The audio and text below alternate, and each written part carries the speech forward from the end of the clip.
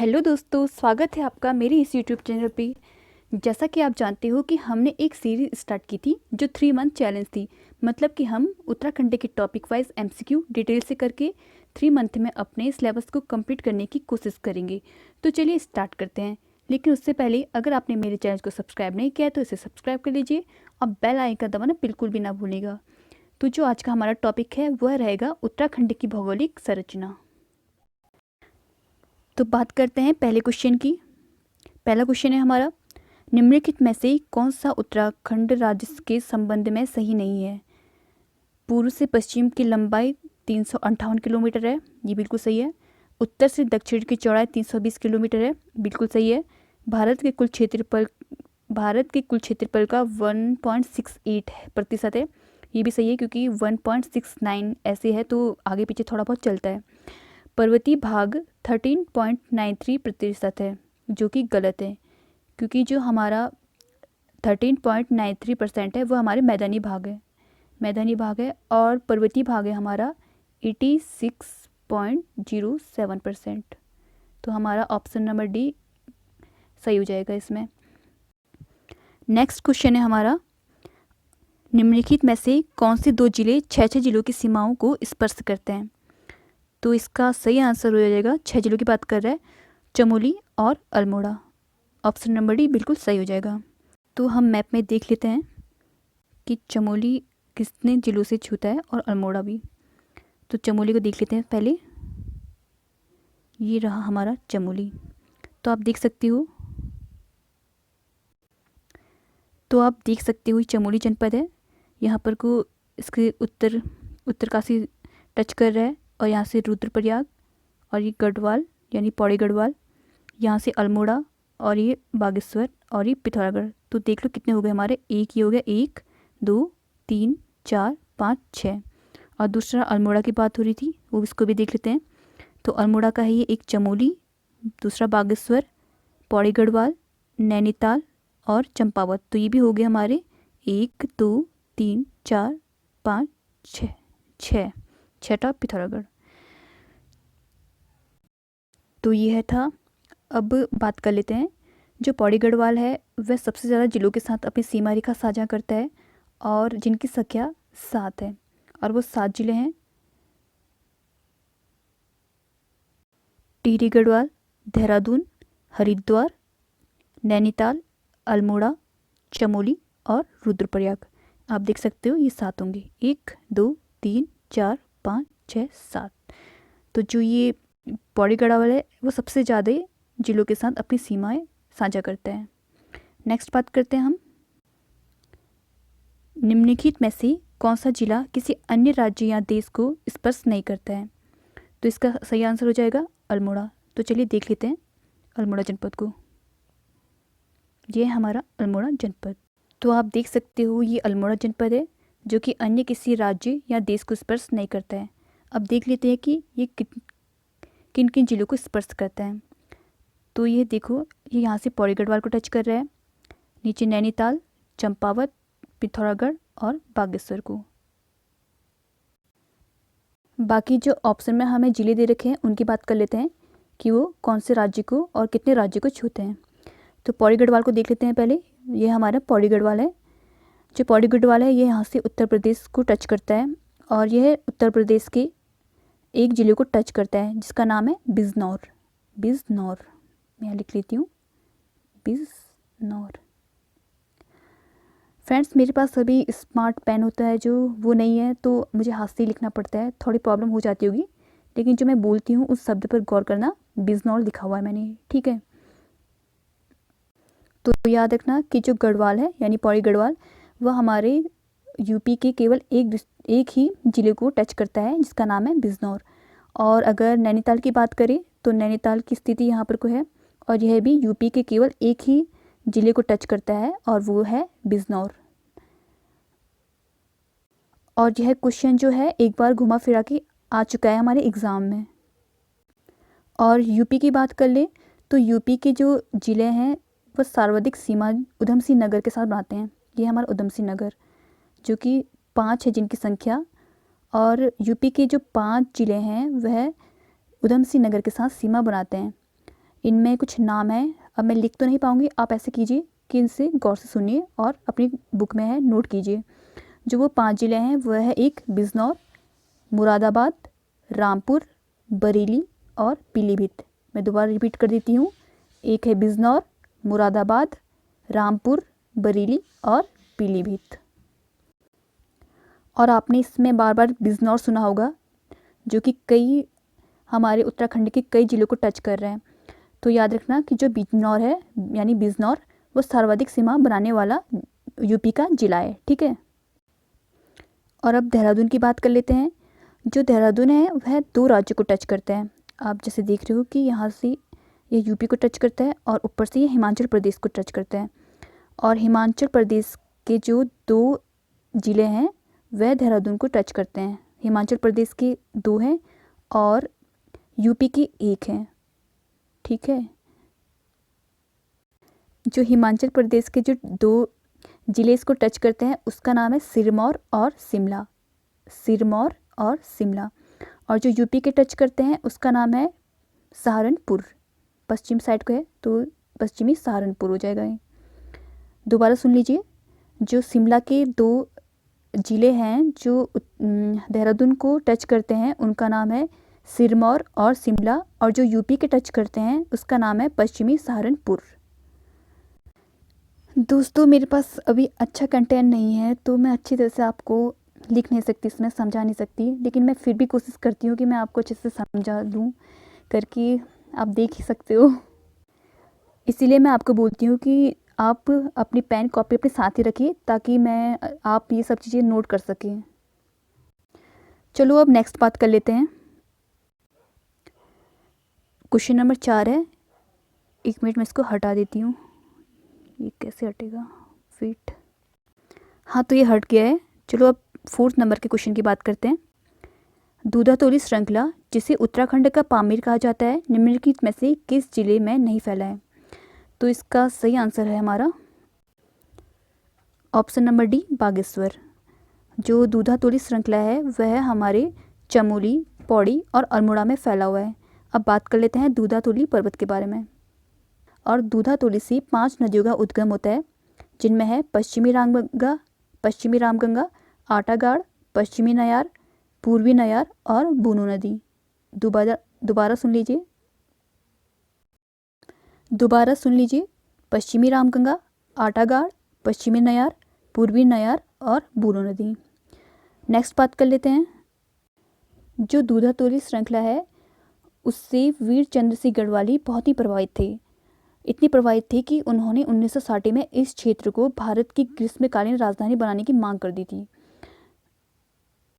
इसीलिए यही कोदियाबगढ़ में इनकी समाधि भी है, कोदियाबगढ़ में इनकी समाधि भी है, जहां 12 जून को मेला लगता है। और आपको बता दूं दोस्तों कि जो उत्तराखंड की राजधानी है गैरसैंण, चमोली इसी क्षेत्र में पड़ती है, ग्रीष्मकालीन राजधानी है जो हमारी।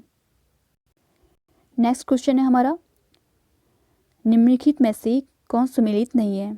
नीलकंठ चमोली बिल्कुल सही है, गौरी पर्वत चमोली बिल्कुल सही है, बंदरपूछ उत्तरकाशी बिल्कुल सही है, चौखंबा टिहरी जो कि गलत है।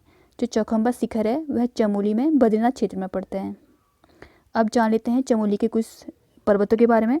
वैसे मैं पर्वतों की वीडियो लेके आने वाली हूँ आपके लिए, लेकिन अभी कुछ चमोली के जो इम्पोर्टेंट पर्वत हैं उसके बारे में जान लेते हैं, जिनमें है कालिंदी खाल, नर नारायण, सतोपंथ, कामेट, मुकुट पर्वत, नंदा घुंघटी, त्रिशूल पर्वत। आप ये दोबारा सुन लीजिएगा, कालिंदी खाल, नर नारायण, सतोपंथ, कामेट, मुकुट पर्वत, नंदा घुंघटी, त्रिशूल पर्वत। नेक्स्ट क्वेश्चन है हमारा, निम्न में से कौन सम्मिलित नहीं है? ऑप्शन नंबर ए है सिल्ला दर्रा दारमा व व्यास घाटी के बीच, बिल्कुल सही है। और जो सिल्ला दर्रा है ये पिथौरागढ़ जनपद में स्थित है। दूसरा है लमलंग दर्रा चमोली व तिब्बत के बीच, बिल्कुल सही है। और चमोली और तिब्बत के बीच जो स्थित प्रमुख दर्रे हैं वह है नीति दर्रा, माड़ा दर्रा, डुंगरीला और किंगरी बिंगरी। ऑप्शन नंबर सी है हमारा नवीधुरा दर्रा जो पिथौरागढ़ व तिब्बत के बीच स्थित है, बिल्कुल सही है। और पिथौरागढ़ व तिब्बत के बीच अन्य दर्रे हैं जैसे लिपुलेख, दारमा और गुंजी। ऑप्शन नंबर डी है सुंदरडूंगा दर्रा बागेश्वर व पिथौरागढ़ के बीच, जो कि गलत है, क्योंकि जो हमारा सुंदरडूंगा ग्लेशियर है वह बागेश्वर और चमोली के बीच स्थित है, ना कि पिथौरागढ़ के। नेक्स्ट बात कर लेते हैं। अब क्वेश्चन नंबर 7 है शिवालिक श्रेणियों की ऊंचाई कितने मीटर तक होती है? तो इसका आंसर है 700 से 1200 मीटर, 700 से 1200 यानी ऑप्शन नंबर बी। अब जान लेते हैं शिवालिक श्रेणी के बारे में कुछ। शिवालिक श्रेणी को बाह्य हिमालय या उप हिमालय भी कहा जाता है, और शिवालिक को उत्तराखंड में डुंडुवा पहाड़ी के नाम से भी जाना जाता है। डुंडुवा पहाड़ी, डुंडुवा, हाँ, तो जो शिवालिक है इसे उत्तराखंड में डुंडुवा पहाड़ी के नाम से भी जाना जाता है, और इसे हिमालय का पाद क्षेत्र भी कहा जाता है। शिवालिक बाह्य हिमालय क्षेत्र का सबसे नवीन भाग है, इसीलिए यहाँ जीवाश्म की मात्रा अधिक होती है, जीवाश्म की मात्रा। शिवालिक पर्वत को मैनाक पर्वत भी कहा जाता है। मोस्ट इम्पोर्टेंट है, ये एग्जाम में पूछा गया है कई बार, मैनाक पर्वत। और जो शिवालिक श्रेणियों की चौड़ाई है वह 10 से 20 किलोमीटर तक है, और कहीं कहीं पश्चिम साइड में यह 250 किलोमीटर तक पाए जाते हैं, और इसकी जो ऊंचाई होती है वह 700 से 1200 मीटर तक होती है। और शिवालिक श्रेणियों का जो प्रसार है उत्तराखंड की 7 जनपद में है। 7 जनपद कौन कौन से हैं जान लेते हैं। दक्षिणी देहरादून, उत्तरी हरिद्वार, दक्षिणी टिहरी, पौड़ी गढ़वाल, दक्षिणी अल्मोड़ा, नैनीताल और दक्षिणी चंपावत। इन सबको हम लास्ट में मैप के माध्यम से भी देख लेंगे। अभी इसको पढ़ लेते हैं, हम लास्ट में देख लेंगे, ताकि ये हमें अच्छी तरह से पता चल जाए कि शिवालिक श्रेणियों का जो विस्तार है कहाँ कहाँ पर है। और जान लेते हैं शिवालिक के बारे में। जो शिवालिक क्षेत्र का तापमान होता है वह 4 से 32 डिग्री तक होता है, 4 से 32 डिग्री तक होता है। और इस क्षेत्र में ग्रीष्मकाल में सर्वाधिक वर्षा होती है। जो यहाँ वर्षा होती है वह 200 से 250 सेंटीमीटर तक होती है। ये भी इम्पोर्टेंट है और एग्जाम में पूछा गया है कि शिवालिक क्षेत्र में कितनी वर्षा होती है। उत्तराखंड पीसीएस के एग्जाम में पूछा गया है, तो आपका आंसर होना चाहिए 200 से 250 सेंटीमीटर। और शिवालिक क्षेत्र जो है यह यहाँ पर को सर्वाधिक वर्षा होती है, और सर्वाधिक वर्षा वाला क्षेत्र भी शिवालिक श्रेणियाँ ही होती है, मतलब शिवालिक क्षेत्र ही होते हैं। और जो लघु हिमालय, जिसे लघु या मध्य हिमालय भी कहा जाता है, इसका विस्तार उत्तराखंड की 9 जनपद में है। उन 9 जनपदों के नाम है, आप नोट कर लीजिएगा। देहरादून, उत्तरकाशी, टिहरी, रुद्रप्रयाग, पौड़ी, चमोली, अल्मोड़ा, नैनीताल, चंपावत। दोबारा पढ़ लेते हैं। देहरादून, उत्तरकाशी, टिहरी, रुद्रप्रयाग, पौड़ी, चमोली, अल्मोड़ा, नैनीताल, चंपावत। और मुख्य हिमालय, वृहद हिमालय या महान हिमालय भी कहते हैं जिसे, उसका विस्तार उत्तराखंड के 6 जनपद में है। उन 6 जनपदों के नाम भी नोट कर लीजिए। उत्तरकाशी, टिहरी, रुद्रप्रयाग, चमोली, बागेश्वर और पिथौरागढ़। दोबारा रिपीट करते हैं। उत्तरकाशी, टिहरी, रुद्रप्रयाग, चमोली, बागेश्वर और पिथौरागढ़। लघु हिमालय, मुख्य हिमालय और ये शिवालिक श्रेणियाँ हैं जो, इनको हम लास्ट में मैप के माध्यम से भी देख लेंगे। नेक्स्ट है हमारा, निम्नलिखित में से कौन सुमेलित नहीं है? तो इसका आंसर है बमोरी पास, पौड़ी गढ़वाल। नवा क्वेश्चन है हमारा, निम्नलिखित में से किस श्रेणी की ऊंचाई सही है? तो नंदा देवी पूर्वी 7,817 गलत है, क्योंकि जो नंदा देवी पूर्वी है इसकी जो ऊंचाई है वह है 7,434, 7434 मीटर है। नंदा देवी पश्चिम 7,434 मीटर, ये भी गलत है। इसमें पूछा गया कि निम्नलिखित में से किस श्रेणी की ऊंचाई सही है, तो ये भी गलत हो जाएगा इसकी, क्योंकि है 7,434 और नंदा देवी पश्चिमी की है 7,817 मीटर है। बद्रीनाथ की है 7,140 जो बिल्कुल सही है, और कामेट की है 7,756। तो इसमें ये हो जाएगा ऑप्शन नंबर सी। नंदा देवी पूर्वी की जो ऊंचाई है वह है 7,434, नंदा देवी पश्चिम की है 7,817, बद्रीनाथ की सही है 7,140, कामेट की है 7,756। अब नेक्स्ट बात करते हैं हम क्वेश्चन नंबर 10। केदारनाथ आपदा आने के बाद मंदाकिनी नदी की लंबाई में कितनी वृद्धि हुई है? तो इसका सही आंसर हो जाएगा 5 किलोमीटर की वृद्धि हो रखी है। जो केदारनाथ आपदा है वह राज्य की सबसे बड़ी आपदा मानी जाती है, जो 16 से 17 जून को आई थी। 16 से 17 जून 2013 में आई थी। और जो इसकी राहत अभियान का नाम था, जो इसका राहत अभियान था उसका नाम था operation Surya hope. Operation Surya hope. आप सुन लीजिएगा क्योंकि अच्छी तरह से लिखा नहीं जा रहा मुझसे, तो इसीलिए मैं बार बार रिपीट कर रही हूँ ताकि आपको अच्छे से समझ में आ जाए। तो ये सूर्या होप है, सूप लग रहा है लेकिन ये सूर्या है। क्वेश्चन नंबर 11 है हमारा, राज्य सरकार द्वारा SDRF का गठन कब किया गया था? तो इसका सही आंसर है 21 जुलाई 2013। तो इस ऑप्शन के अकॉर्डिंग हो जाएगा हमारा 21 जुलाई 2013 ये है। और जो हमारा SDRF है, इसकी जो फुल फॉर्म है वह है राज्य आपदा प्रतिक्रिया बल। दोबारा सुन लीजिएगा, राज्य आपदा प्रतिक्रिया बल। और इसको क्यों बनाया गया था? आपदा राहत और बचाव हेतु। आपदा राहत व बचाव हेतु बनाया गया था। और ऐसे ही एक SDMP भी है, मैं लिख लेती हूँ SDMP। इसकी जो फुल फॉर्म है वह है राज्य आपदा प्रबंधन योजना। राज्य आपदा प्रबंधन योजना। और जो इसकी शुरुआत हुई थी वह हुई थी 1 जुलाई 2013। 1 जुलाई 2013। नेक्स्ट क्वेश्चन है हमारा क्वेश्चन नंबर 12। लघु हिमालय किस किस के मध्य स्थित है? तो इसका हमारा सही आंसर है शिवालिक व महान Himalaya. Option number B, Shivalik व महान हिमालय।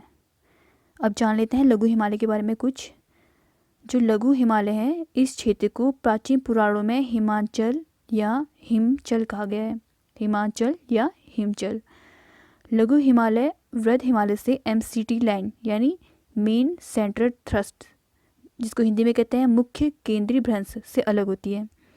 दोबारा सुन लीजिए, लघु हिमालय वृद्ध हिमालय से MCT मेन सेंट्रल थ्रस्ट, इसको हिंदी में कहते हैं मुख्य केंद्रीय भ्रंश, से अलग होती है। क्वेश्चन नंबर 13 है हमारा, निम्नलिखित में से किस जिले में वृद्ध हिमालय नहीं फैला है? तो इसका सही आंसर हो जाएगा पौड़ी गढ़वाल में। ऊपर मैंने बताया था आपको कि वृहद हिमालय का विस्तार उत्तराखंड के 6 जिलों में है, जो थे हमारे उत्तरकाशी, टिहरी, रुद्रप्रयाग, चमोली, बागेश्वर और पिथौरागढ़, जिनमें पौड़ी शामिल नहीं है। तो नेक्स्ट बात कर लेते हैं अब, किस हिमालय का निर्माण कायांतरित और वलित चट्टानों द्वारा हुआ है? तो इसका सही आंसर हो जाएगा मध्य हिमालय। मध्य हिमालय, ऑप्शन नंबर बी। अब जान लेते हैं मध्य हिमालय के बारे में कुछ। मध्य हिमालय को लघु हिमालय भी कहा जाता है और सेंट्रल हिमालय भी कहा जाता है। लघु हिमालय जो है, यहाँ से सरयू, पश्चिमी रामगंगा, नयार, लदिया, गगास, गोमती, ये कुछ नदियाँ हैं जिनका उद्गम होता है। दोबारा सुन लीजिए, सरयू, पश्चिमी रामगंगा, नयार, लदिया, गगास, गोमती। और जो हमारा मध्य हिमालय है, यहाँ जो खनिज पाए जाते हैं वह है तांबा, एस्बेस्टस, ग्रेफाइट, जिप्सम, मैग्नीसाइट। दोबारा सुन लीजिए, तांबा, एस्बेस्टस, ग्रेफाइट, जिप्सम, मैग्नीसाइट। और जो मध्य हिमालय है यह शिवालिक से MBT लाइन द्वारा अलग होती है। MBT, main boundary thrust. Main boundary trust, main boundary trust. 15वां क्वेश्चन है हमारा क्वेश्चन नंबर 15, कोठारी दून किस जिले में स्थित है? तो इसका सही आंसर हो जाएगा Pauri Garhwal. Option number C, Kothari Dun Pauri Garhwal में स्थित है। और जो दून होते हैं इनमें है जो देहरादून, वह सबसे प्रसिद्ध दून है जो कि धान की खेती के लिए प्रसिद्ध है। जो दून होते हैं यह मध्य या लघु हिमालय के दक्षिण तथा शिवालिक श्रेणी के उत्तर में स्थित क्षेत्र होते हैं, जो उन्हें ही दून कहते हैं। मध्य या लघु हिमालय के दक्षिण में और शिवालिक श्रेणी के उत्तर में स्थित होते हैं ये दून। कुछ मुख्य दून हैं जैसे देहरादून, कोठारी, चौखम, ये कुछ दून हैं। पतली और कोटा दून नैनीताल में स्थित है। पतली और कोटा नैनीताल में, ये भी दून है। नेक्स्ट क्वेश्चन है हमारा, निम्नलिखित में से किस व्यक्ति ने उत्तराखंड की जलवायु को 6 भागों में बांटा है? HC खरक्वाल। इसका आंसर हो जाएगा हमारा HC खरक्वाल। HC खरक्वाल जो उन्होंने 6 भागों में बांटा है उनके नाम बताती हूँ। एक है उपोष्ण जलवायु, गर्म शीतोष्ण जलवायु, शीत शीतोष्ण जलवायु, अल्पाइन जलवायु, हिमानी जलवायु और शीत शुष्क जलवायु। उपोष्ण जलवायु, गर्म शीतोष्ण जलवायु, शीत शीतोष्ण जलवायु, अल्पाइन जलवायु और हिमानी जलवायु और शीत शुष्क जलवायु। वैसे जो जलवायु वाला टॉपिक है ये हमारा अलग ही एक टॉपिक है, तो मैं इसको बाद में करवा दूंगी। तो अभी ऐसे ही जान लेते हैं। 17वां क्वेश्चन है हमारा, ओम पर्वत की ऊंचाई कितनी है? तो इसका सही आंसर है 6191, ऑप्शन नंबर ए। और जो ओम पर्वत है यह पिथौरागढ़ जनपद पर स्थित है। और पिथौरागढ़ जनपद में कुछ मुख्य पर्वत भी स्थित हैं जिनके नाम है नंदाकोट, पंचाचूली, लातूधुरा, चौधार, आदि कैलाश और हर्षलिंग। दोबारा सुन लीजिए, नंदाकोट, पंचाचूली, लातूधुरा, चौधार, आदि कैलाश और हर्षलिंग। और पर्वतों की भी जो वीडियो है मैं लेके आने वाली हूँ जल्दी, तो उसमें हम बहुत से पर्वत जो हैं जिलों के मुख्य मुख्य वो पढ़ लेंगे जो हमारे एग्जाम के लिए इम्पोर्टेंट हो। नेक्स्ट क्वेश्चन है हमारा, राज्य का सर्वाधिक ऊंचाई पर स्थित दर्रा कौन सा है? तो इसका आंसर हो जाएगा थांगला दर्रा जो कि उत्तरकाशी में स्थित है।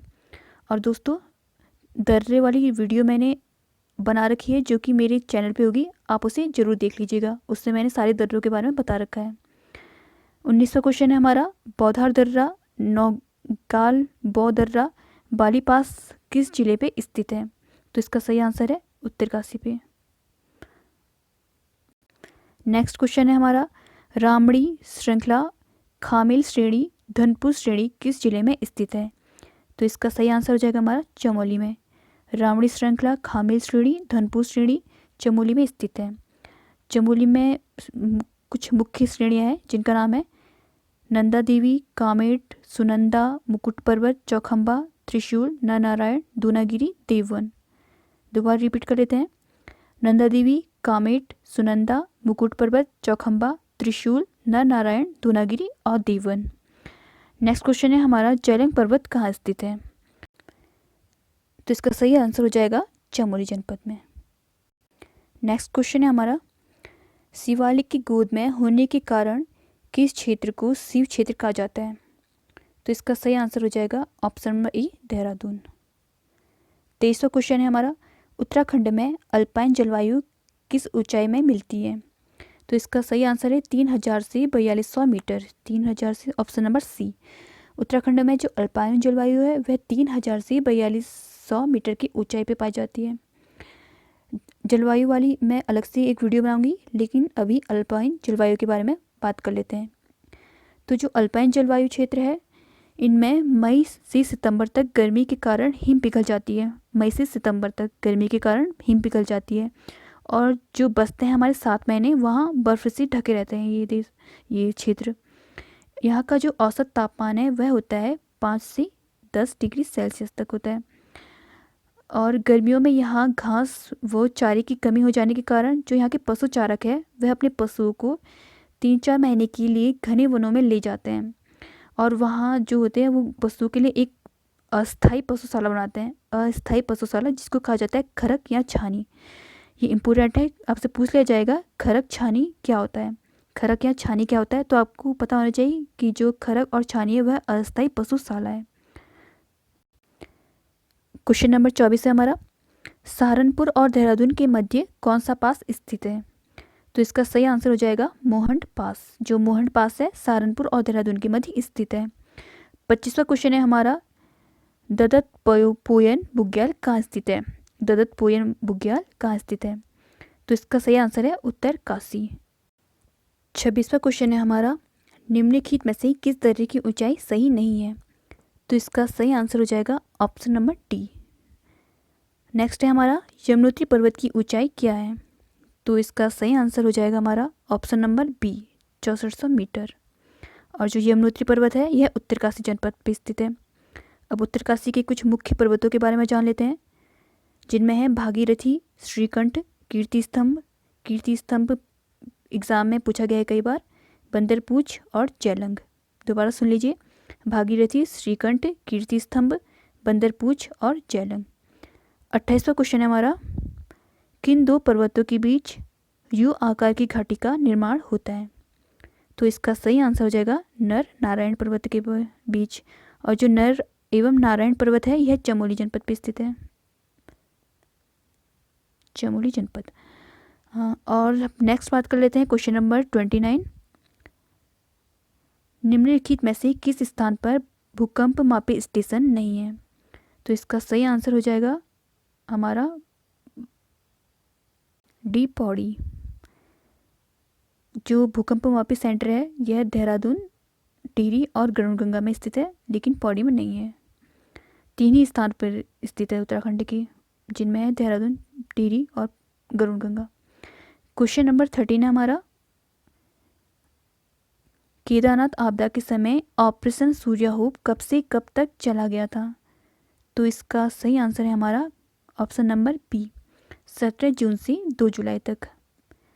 इम्पोर्टेंट है हमारे एग्ज़ाम के लिए। नेक्स्ट क्वेश्चन है हमारा, राज्य को आपदा प्रबंधन हेतु कितने प्रदेशों में बांटा गया है? तो इसका सही आंसर हो जाएगा हमारा 25 भागों में। क्वेश्चन नंबर 32 है हमारा, उत्तराखंड सरकार ने केदारनाथ आपदा के पश्चात नदी तटों पर निर्माण कार्य पर रोक कब लगाई गई थी? तो इसका सही आंसर है क्वेश्चन नंबर आंसर बी, 1 जुलाई 2013 को। तो दोस्तों यह थे आज के क्वेश्चन।